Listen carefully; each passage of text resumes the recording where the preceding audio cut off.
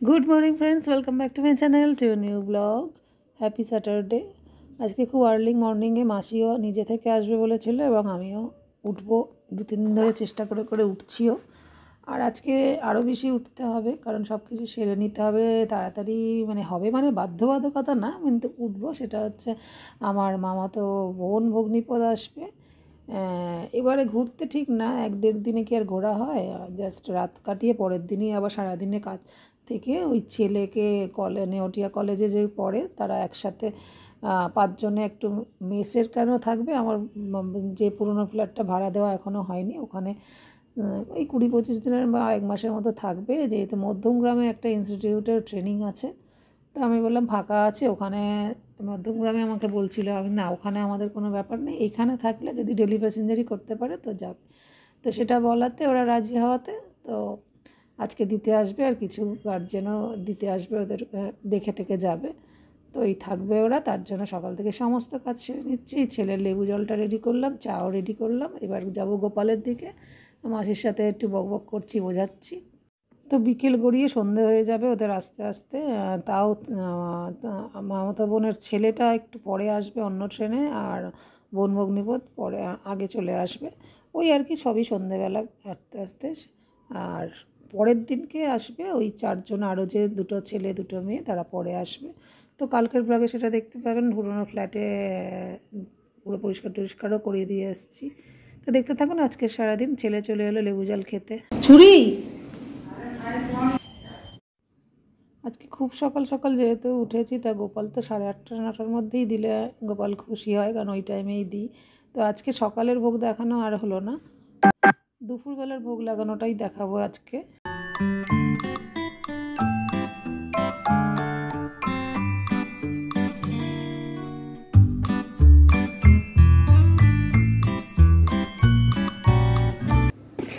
টমেটোটা মা কেটেছে অর্ধেক, আমি কেটেছি অর্ধেক, রেডি। আলু সেদ্ধ হয়ে গেছে, এবারে দিই। এটা এবেলার ভাত, বলে এই বড় ডেকচিতে ভাত হবে। ফ্রাইড রাইসের জোগাড় আজকে আর আমায় করতে হয়নি, মাসি কেটে দিয়েছে। এই তো গুড। ক্যাপসিকাম এর মধ্যে বিম সব আছে না? বিমস কাটুনি বাবা, যে তো ক্যাপসিকাম আর গাজর দেখছি গো মা জানি। বাহ, গুড গুড গুড, ঠিক আছে। আর শাক তো মা ওয়ালার কোনো ব্যাপার নেই, শিম দিয়ে আলু দিয়ে। আলুটা আনলে, আলুটাকে হঠাৎ শেষ আমি জানতাম না। মেথি শাকটা হয়ে যাক। টমেটোটা ধোয়া দাঁড়ালেই যে গেলে।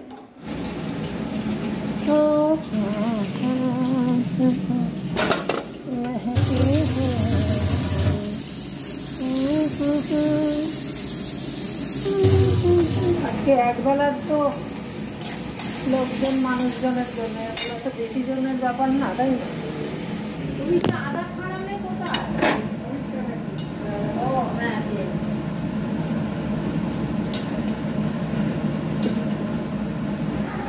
বাবু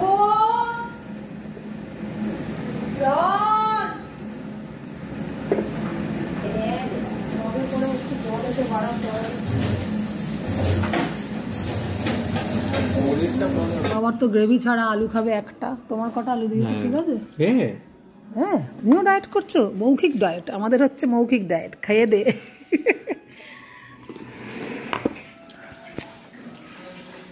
আতাগুলো তাহলে বাবা আমার মতো ফ্রেশ না আনলেও সস্তায় বাজিমাত করেছে। খারাপই ভালোই খেতে। মা, তোমার মুড়ি আলুর দাম আনতে এত দেরি? আমি তো বেড়ে দিয়ে এলাম।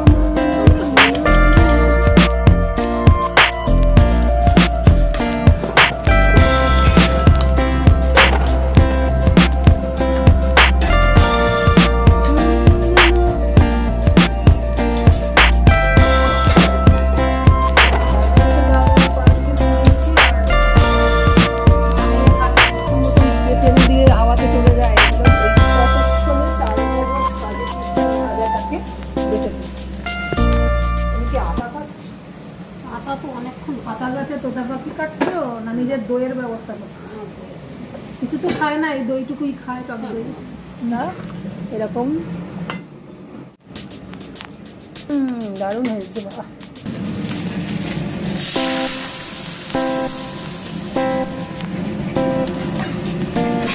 দেখতে হতে পারে সাদা সাদা, কিন্তু ব্যাপারটা সন্ধ্যাবেলা তাই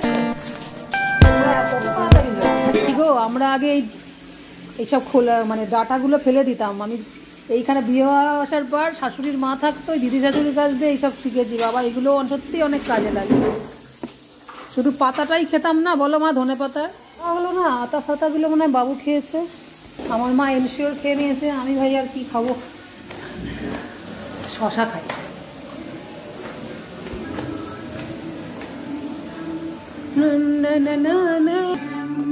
এবার একটু গোপালের গান হোক। হরে কৃষ্ণ। পাক্কা কটা বাজে? 1:30টায় স্নানে যাব, গোপালের ভোগ বসাবো।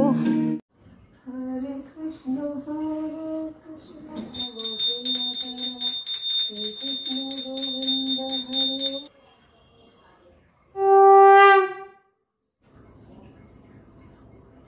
গাড়িটা কবে আমি 1:30টায় দেবো, একদিন করে দিতে পারলাম, ঠিক আছে। রোজ বকবো না, বক করবো না। আমার গপুকে দুপুরবেলা দর্শন করিয়ে দিই অন্নভোগের পর। রাধে রাধে। হরে কৃষ্ণ কৃষ্ণ কৃষ্ণ হরে হরে।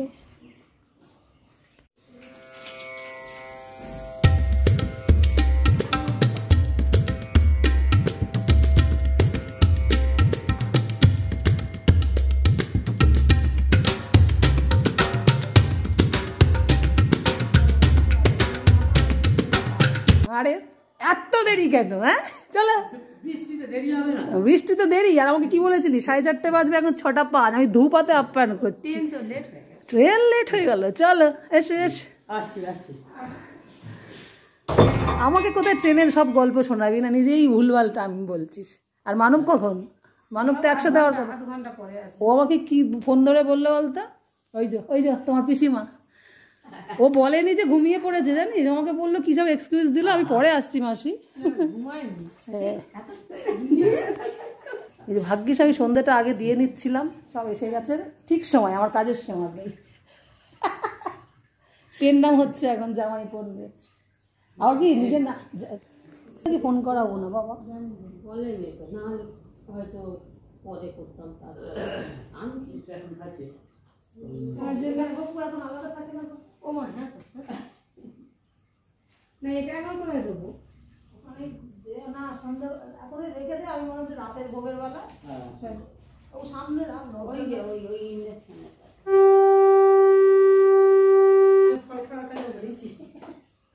আর গোপুষণা হয়ে ঠান্ডা লেগে গেলে আমি এসেছি ওই যে ঘুরছে।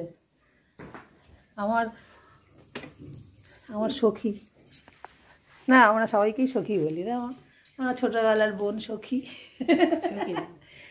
এখন বর নিয়ে এলো, ছেলে আসবে পরে।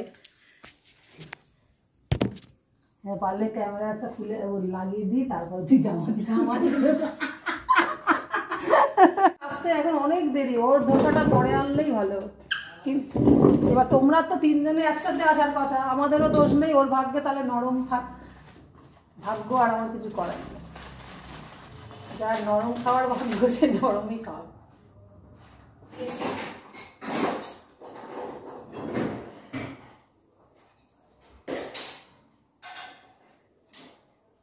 ভাত হয়ে যাবে মানুষটা পুরো একদম জঘন্য শেষ হয়ে যাবে। আমি তো দেখছি ওইদিকে বাবু ব্যবস্থা করে রাখলেও নরম হয়ে একদম ওই হয়ে যাবে। একটা বাদাম ভাজা রেখে দাও, মামির মতো হয়েছে। মামির মেয়ে তো মামির মতো হয়েছে। ও ভাবনি আমি এনেছি তোমার জন্য অম্বলের জিনিস, আমি বারণ করেছিলাম আনলি মেলার জিনিস। এই মামির মতো ধরে আনবে আর আমাকে খালি অম্বল করাবে। জানিস আমি বাদামের লোভ করি। হ্যাঁ তুই তো জানিস আমি বাদামের লোভ করি। আবার বুক ব্যথাটা হলে তখন কে দেখবে? সেটা খাবো। আসলেই বসে পড়ি না তো, একটু তো 10 মিনিট দেরি হলো। তাহলে ভালো, একটু ভালো ভালো তো যেন নিজে বানিয়েছি। ওটা রাত্রে বললে বানাই। দেখো গৌতম জিজ্ঞেস করছি কেমন হয়েছে, এটাই মজা না বলো? অগ্নিপথকে বলছি কেনা খাবার ভালো হয়েছে। বোনটা বড় বদমাইশ হয়ে গেছে, বলছে কি নুন হয়েছে। আচ্ছা আমি কি বানিয়েছি ওটা? আমি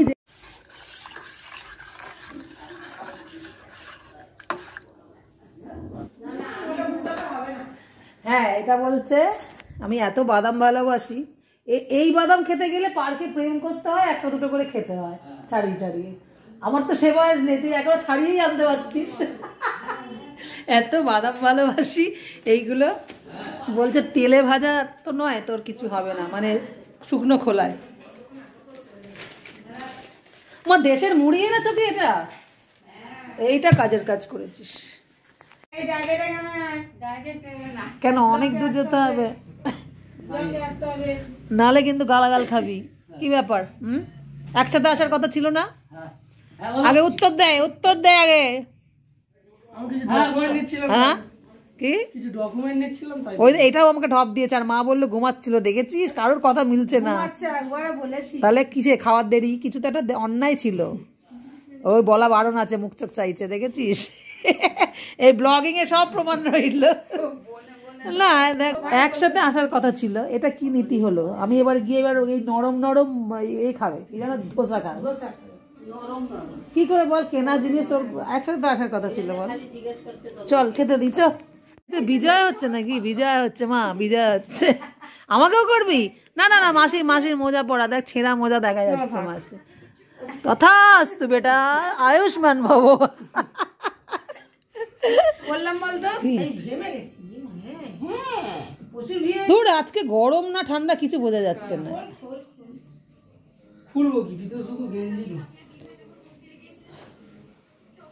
আমার ব্লগ লেগে গেলে আলিঙ্গন চলছে না কি চলছে বুঝতে পারলাম না।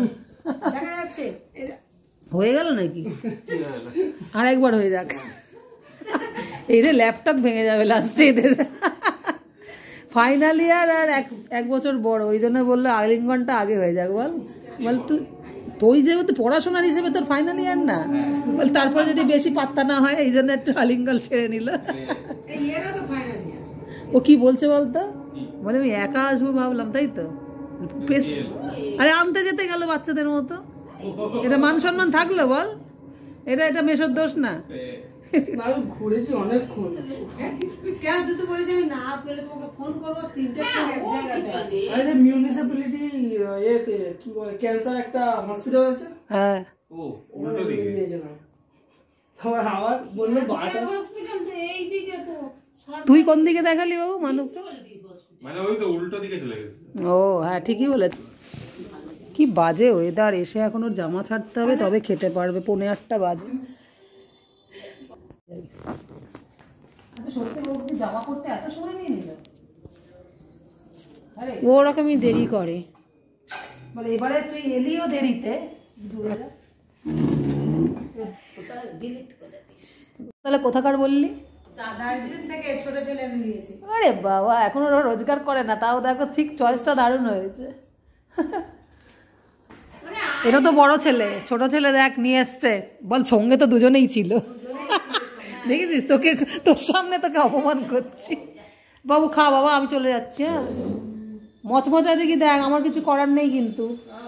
এই আমার বানানো নয়, আমার বাপের বানানো নয়, দোকানের কেনা। এত দেরিতে এলে দেরি করেছে কিছু একটা বড় বড়। আমার কথাটা বুঝবেন, কারণ লেবার মিস্ত্রি তো আমাকেই দিত।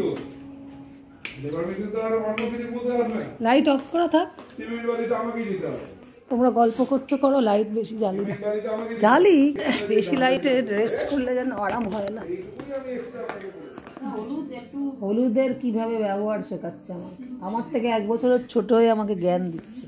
বলুন হলুদটা কিভাবে তৈরি করতে হয় বলুন তো মা, জানেন নি? বলুন হলুদটা কি করে আমরা গল্প করছি, হলুদটাকে কিভাবে দেশে ঠিক করতে হয়। হলুদটাকে ঠিক করতে হয় কি? হলুদ মানে আমরা যেটা কাঁচা হলুদ ব্যবহার করি, ওটা আবার চুপসিয়ে শুকনো করতে হয় কিভাবে? কাঁচা হলুদটা এই যে বলুন তো ম্যাডাম, কাঁচা হলুদটা শিখছে দামদার থেকে আমার মা। আমরা কি অন্ধকারে আমাদের দেখতে পাচ্ছেন? আমরা আড্ডা মারছি। কাঁচা হলুদটাকে হাঁড়িতে করে জল দিয়ে সেদ্ধ করতে হয়, করে গরম অবস্থা ঢেলে দিতে হয়।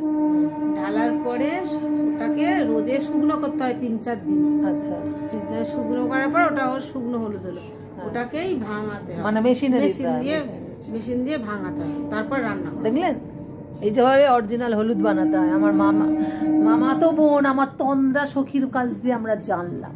ওদিকে কিন্তু টিভির মতো চলছে, আমরা আমাদের আড্ডা মারছি।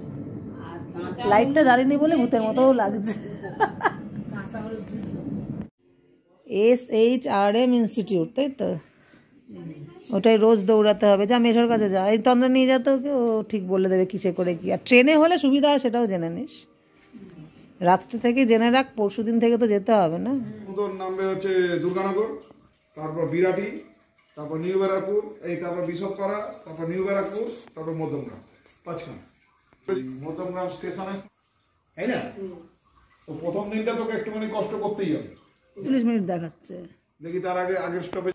তাহলে বল, আমি এসেই যাবেন বলতে আমার মনে হচ্ছে তোর ওটা কি সুধীর মেমোরিয়াল এরকম কিছু? আমরা সবসময় খাই তো, মনে হয় না।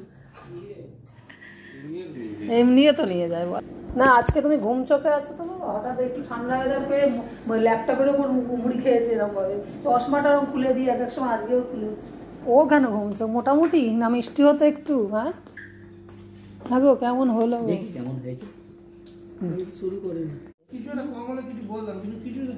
তাহলে তো খুব ভালো বলছিস না, এই মেশোর মতন করে। ঘি কিন্তু যথেষ্ট দেওয়া হয়েছে, আমার মা খেলে তখন দিই না। তাহলে খুব ভালো বলে কোথায় মাসির মন জয় করবে। ও মেশো ভালো হয়েছে, মেশো, ও মেশো, ভগ্নিপথকে বলছি মেশো। এই রুটিটাকে মানুষ আগে খায়, এ কি কাণ্ড! কাল থেকে জেনে নিলাম 4টে রুটি গৌতম আমাদের নিয়ে, আমি বাবা আনালাম তাহলে কেন? তো তোমরা কিছু বলিসও না রে। তো আজকে আমরা খুব ভদ্র টাইমে সবাই একসাথে বসেছি। মিস্টার প্রকাশ তো সবসময় একসাথে বসতে পারে না, তো এইভাবে গোলটেবিল বৈঠক করতে করতে আজকে ব্লগটা 10:30টার সময় শেষ করছি। তো দেখা হচ্ছে নেক্সট দিনে একটা নতুন ব্লগ নিয়ে। টাটা করে দাও সবাই, গুড নাইট। আপনি বলবেন না স্যার? না, আমি বলি না। ও বলে না তো। দেখা হচ্ছে নেক্সট দিন মর্নিং থেকে। টাটা।